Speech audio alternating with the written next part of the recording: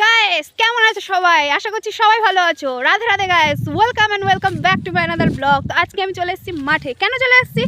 আজকে মাঠে চলে আসার কারণ যে আমরা মাঠে কি কি চাষ করেছি, কি কি আমাদের চাষ করা হয়েছে সেইগুলোই দেখাবো আজকে। তো চলো লেটস গো, তোমাদের সঙ্গে শেয়ার করি আমরা কি কি চাষ করেছি মাঠে।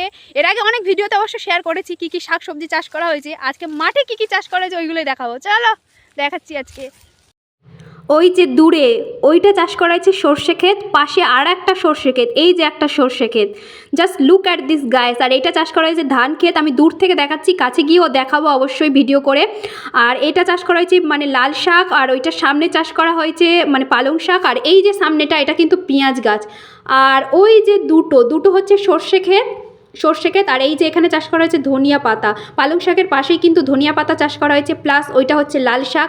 আর এটা তো দেখালাম পেঁয়াজ গাছ চাষ করা হয়েছে। আর ওই যে দূরে দেখাচ্ছি আমি, দূরে কিন্তু চাষ করা হয়েছে। এটা কি মানে দূরে এটাই যে কী গাছ চাষ করা হয়েছে আমি বুঝতে পারছি না, এটা জানি না যে কী গাছ।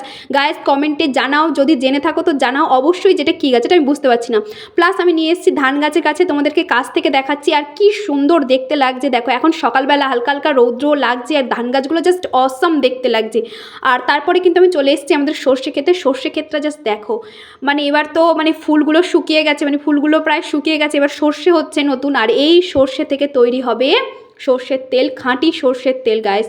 তো চলো ওইখানেও আর একটা মানে আমি দেখাচ্ছিলাম না দূর থেকে যে দুটো চাষ করা হয়েছিল, দুটো সর্ষে ক্ষেত চাষ করা হয়েছিল। তো তার মধ্যে এটাই আমি দেখাচ্ছি, আর ওইটা গিয়ে দেখালাম না, একই ব্যাপার আর কি বলবো। তো দেখো সর্ষেও ধরেছে, কি সুন্দর দেখতে লাগছে।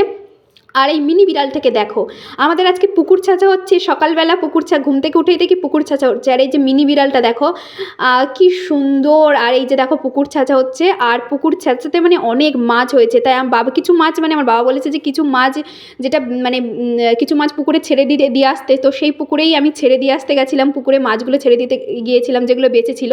আর তারপরে এগুলো এখানে রয়েছে কই মাছ, শিঙি মাছ, এটা আলাদা করে রাখা হয়েছে। প্লাস ফলুই মাছগুলো তো আমি যেগুলো মরে গেছে সেগুলো মানে রেখে দেওয়া হচ্ছে, ওগুলো মানে খাওয়া হবে। তো চলো ব্লগটা এখানেই শেষ করছি। ভালো লাগলে অবশ্যই একটা লাইক করে দিল। Tata guys, Radhe Radhe guys, tata.